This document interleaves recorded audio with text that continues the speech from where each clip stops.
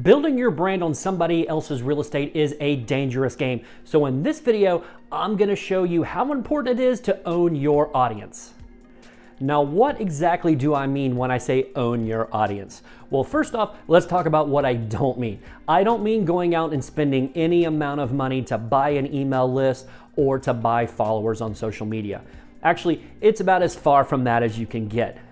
Owning your audience is simple. Like I said in the beginning, building a brand on somebody else's real estate is incredibly dangerous. Listen, I understand. I love social media. Social media is a great way to reach your audience, and it's practically free. But as we've seen in the past, social media platforms can crash, they can come and go, and if you're building your brand exclusively on those platforms, you lose communication with your audience. You don't own your audience. So, how is it that you go about owning your audience? Owning your audience in the simplest terms is actually just building an email list. I know it sounds really weird to say owning your audience is the same as building an email list, but hear me out. When you're building your brand on a social media platform and it goes away or it goes down, you lose communication with your audience.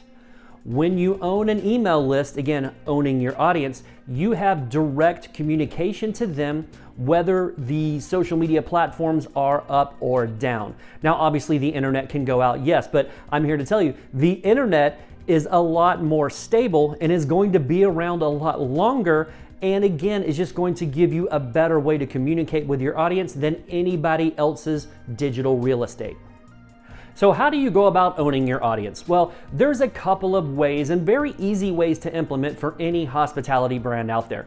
Number one, lead generation downloads.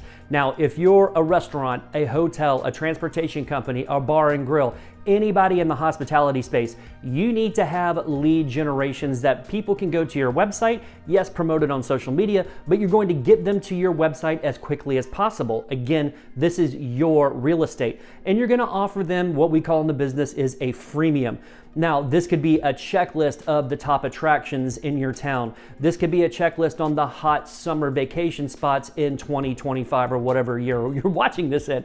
Now, when they download this, they're going to be giving you their first and last name and their email address. This is one quick and easy method that you can implement today to start owning your audience. Now, another quick and easy method that you can utilize to start owning your audience is to utilize your loyalty program. Now, if you're in the hospitality space and you don't have a loyalty program already, I highly recommend you start one yesterday, because let's face it, your loyalist customers, your most loyal customers in your loyalty program are your brand's biggest advocate. They are your biggest cheerleader.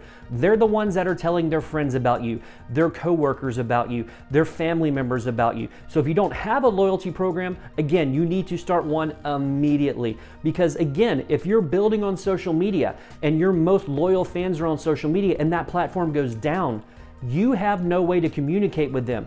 They have no way to communicate with their friends, their coworkers, their family. And again, they're your biggest cheerleader. They're your brand's biggest advocate. So if they're in your loyalty program, you can have them part of your email list segmentation section that is only communicating with your loyalty program. So again, when social media goes down, owning your audience through your loyalty program is going to be one of the only ways you're able to communicate with them.